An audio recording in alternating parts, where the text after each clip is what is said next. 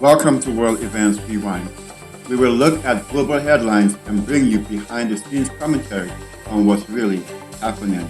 Join us now as we go to the studio in today's episode.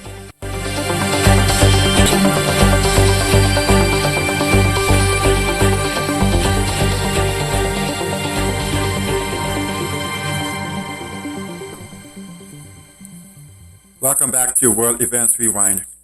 Today on this special and public presentation, we're looking at the topic, war. What is it good for? So right now we're going to play a series of audios taken from YouTube videos, and we'll have the links in the description. So we're just going to pause and play the audio and then come back with the commentary on the other side.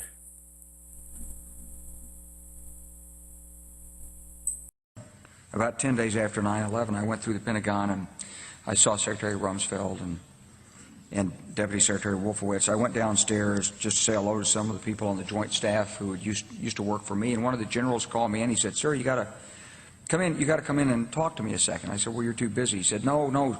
He says, "We've made the decision. We're going to war with Iraq." This was on or about the 20th of September. I said, "We're going to war with Iraq. Why?" He said, "I don't know." He said, "I guess they don't know what else to do." So I said, "Well, did they find some information connecting Saddam to Al-Qaeda?" He said, No. He says, "There's nothing new that way. They've just made the decision to go to war with Iraq." He said, "I guess it's like we don't know what to do about terrorists, but we've got a good military and we can take down governments." And he said, "I guess if the only tool you have is a hammer, every problem has to look like a nail." So I came back to see him a few weeks later, and by that time we were bombing in Afghanistan. I said, "Are we still going to war with Iraq?" And he said, "Oh, it's worse than that." He said, he reached over on his desk, he picked up a piece of paper, and he said, I just got this down from upstairs, meaning the Secretary of Defense's office today, and he said, "This is a memo that describes how we're going to take out 7 countries in 5 years. Starting with Iraq and then Syria, Lebanon, Libya, Somalia, Sudan, and finishing off Iran." The truth is about the Middle East is, had there been no oil there, it would be like Africa. Nobody is threatening to intervene in Africa. The problem is the opposite. We keep asking for people to intervene and stop it. And there's no question that the presence of petroleum throughout the region has sparked great power involvement. Whether that was the specific motivation for the coup or not, I can't tell you, but there's always been this attitude that somehow we could intervene and use force in the region. They say war is an ugly business. It's true, unless of course you're a businessman, in which case war is great business. You can sell more weapons to more people. And who knows that better than the West? They have waged war all over the world, in Iraq, in Afghanistan, in North Africa. And now a new theater has emerged, Ukraine. More than a dozen countries have promised military aid to Ukraine. Here's a quick look. The United States has pledged $350 million, the European Union $502 million, Australia $50 million, Canada $33 million, and these are the latest promises. The total assistance since 2014 is much higher. Additionally, European states are pitching in. The Netherlands is sending Stinger rockets and anti-tank missiles. Finland, a neutral state, is sending 1,500 rocket launchers and 2,500 assault rifles. Belgium is shipping 3,000 rifles and 200 anti-tank weapons. Simply put, it is a lot of firepower. But what if they're not enough? What if Russia still takes Kiev? Well, then the insurgency begins. Ukrainians have shown their spirit of resistance. Even if Russia wins, there will be opposition, and that opposition will be funded by the West. A large part of that funding will be weapons, guns, handheld rockets, body armor. We've seen it happen in Afghanistan, in Iraq, then again in Yemen, and chances are we will see this in Ukraine. If you look at the world's top 10 weapons manufacturers, 7 are from the West. 6 American companies and 1 British. We took a closer look at their share values since the Russian build-up began. We'll start with Lockheed Martin. On November 1st, it was trading at $330. Today, $433 per share. That's a 31% rise. Next is Northrop Grumman Corporation. On November 1st, it was trading at $354. Today, it's at $442. That's almost a 25% rise. Next is General Dynamics. November 1st, trading at $201, now $234. If you do the math, that's a 16% rise. Now for the British company, BAE Systems. Since November, their share price has surged 32%. You see the trend. What does it tell you? That war is good business, and CEOs in the West know this. In January, they were boasting about the prospect of war in Ukraine. Let me show you a report by In These Times. It's a magazine published in the US. They mention remarks made by two CEOs. First is Greg Hayes of Raytheon. Here's what he said during an earnings call, and I'm quoting, "The tensions in Eastern Europe, the tensions in the South China Sea, all of those things are putting pressure on some of the defense spending over there. So I fully expect we are going to see some benefit from it." The second is Jim Teichlet of Lockheed Martin. Here's what he told investors, and I'm quoting again. "If you look at the evolving threat level and the approach that some countries are taking, including North Korea, Iran, and through some of its proxies in Yemen and elsewhere, and especially Russia these days, there's renewed great power competition that does include national defense and threats to it." It doesn't get clearer than that. Western companies were predicting this war. They planned to make millions out of it, and chances are they will. More European states will up their defense spending. More weapons will pour into Ukraine. And who will produce those weapons? Western arms manufacturers. It is the unsaid rule of America's military-industrial complex. The war must go on. In August, the US pulled out of Afghanistan. 6 months later, a new war has broken out. Now, just to be clear, we're not blaming the US for starting this war. We are telling you how it benefits from it. More orders, more income, more taxes. And the best part, no direct American involvement. Ukraine is not like Afghanistan or Iraq. American soldiers are not fighting in this war. So all the money and none of the sacrifice. What's more, new buyers are entering the market, like Germany and Australia. Last year, the German defense budget was 47 billion euros. This year, it has been risen to 100 billion euros. Overnight, a new market has popped up. Same with Australia. Prime Minister Scott Morrison is planning to expand defense spending. Some of that money will go to Europe. President Zelensky said, "Don't give me a ride, give me ammunition." And that's exactly what the Australian government has agreed to do. We will be committing $50 million to support both lethal and non-lethal defensive support for Ukraine. The overwhelming majority of that, that's some 70 million Australian dollars, will be in the lethal category. We're talking missiles, we're talking ammunition, we're talking supporting them in their defence of their own homeland in Ukraine, and we'll be doing that in partnership with NATO. I'm not saying this military assistance is bad. Ukraine does need weapons. I'm saying this war should not become a business. We've seen it happen before. Western leaders needlessly extend conflicts. Instead of talks, they opt for violence. That should not happen in Ukraine. If this war drags on, if there is an insurgency after it, it must happen because the Ukrainians want it, not because Wall Street can make money. I come to you with a message of leave-taking and farewell.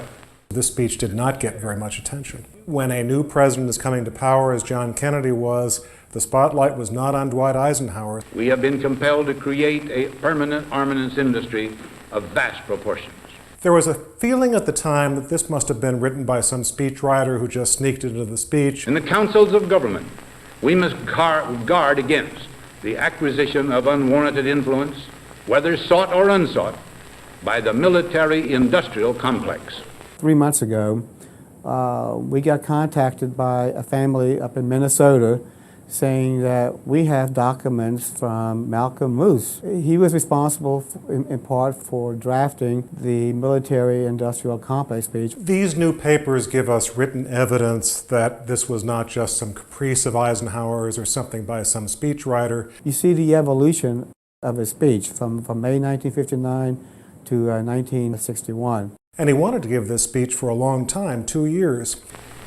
Our military organization today bears little relation to that known of any of my predecessors in peacetime, or indeed by the fighting men of World War II or Korea. There was one person in Dwight Eisenhower's life whom he really confided almost everything to, and that was his brother Milton. There's one particular document where the speechwriters had already drafted their version of the speech, only to see Milton come along and totally revamp what had already been written. When Milton Eisenhower was taking notes and writing things on the drafts of these speeches, the speechwriters knew that it wasn't Milton talking, it was Ike.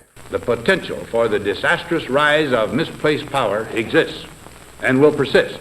He would see magazines with advertisements for some new warplane or some bomb, and he got so angry he'd take the magazine and throw it into the fireplace of the Oval Office because he felt that defense spending should not be something that would be encouraged by companies who are seeking commercial gain. We must never let the weight of this combination endanger our liberties or democratic processes. There is an interesting document. It shows that the farewell speech would be made to Congress. But yet, President Eisenhower decided no, he was going to address the people. Only an alert and knowledgeable citizenry can compel the proper meshing of the huge industrial and military machinery of defense with our peaceful methods and goals, so that security and liberty may prosper together. One test of how well a president speaks is how long the speech lives. Here we are 50 years later, we're still talking about this speech. Now, on Friday noon, I am to become a private citizen. I am proud to do so. I look forward to it. Thank you, and good night.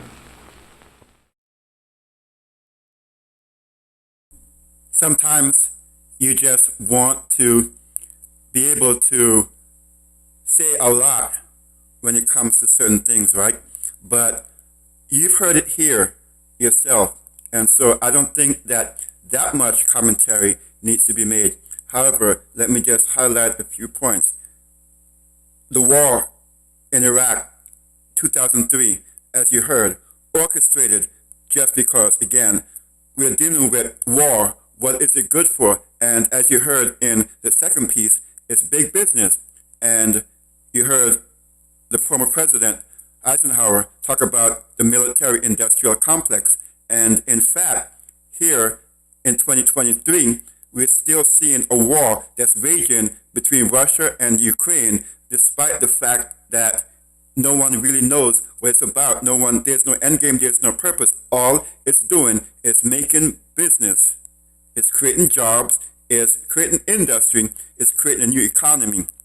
And the war is good for that. Friends, let me let you in on this in case you didn't know. A lot of the wars that we've seen over the past century or so have been orchestrated, and it probably goes even further back because nowadays you don't really have enemy nations, as it were. They've all become under one umbrella, and if you've been following, you know and understand that is of the papacy.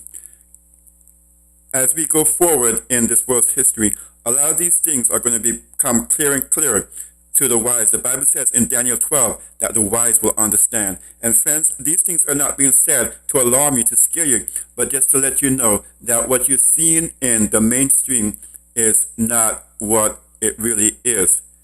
And so as we get ready to wind down, my friends, I want to invite you to, when you see these things, when you hear these things, know and understand that what's happening is to distract.